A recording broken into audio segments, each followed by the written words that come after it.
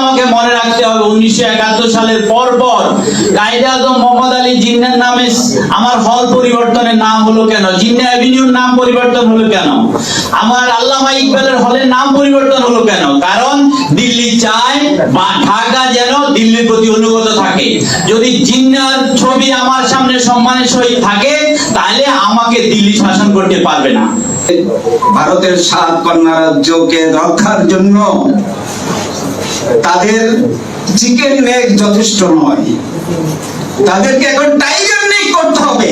বাংলাদেশের ভূখণ্ড তাদের প্রয়োজন আছে, এমনকি পার্বত্য চট্টগ্রামও তাদের কবজায় নিয়ে যেতে হবে।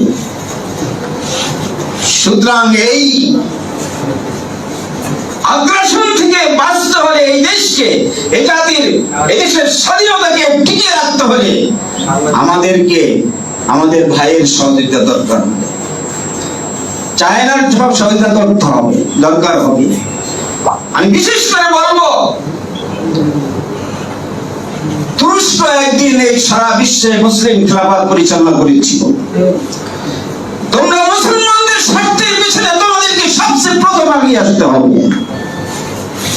আজকে কাশ্মীর, আজকে ফিলিস্তিন, আজকে সিরিয়া এবং বাংলাদেশের উপর যে আধিপত্য বিস্তার করার জন্য সাম্রাজ্যবাদী শক্তি সেন দৃষ্টি নিক্ষেপ করেছে, এই মোকাবেলায় তোমাদেরকে মুসলমানদের স্বার্থে আগে আসতে হবে।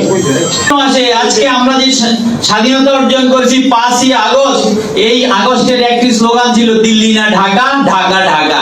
এই ক্ষেত্রে আমাদের সুস্পষ্টভাবে আমাদেরকে এই ছাত্র জনতা, এই শিশু, শৈশব, কিশোররা, ছাত্ররা, জনতারা, শ্রমিকরা শিক্ষা দিয়েছে যে দিল্লির প্রতি অনুগত থেকে বাংলা স্বাধীন থাকবে না। আমাকে স্বাধীন হতে গেলে অবশ্যই দিল্লির আনুগত্য ছাড়তে হবে।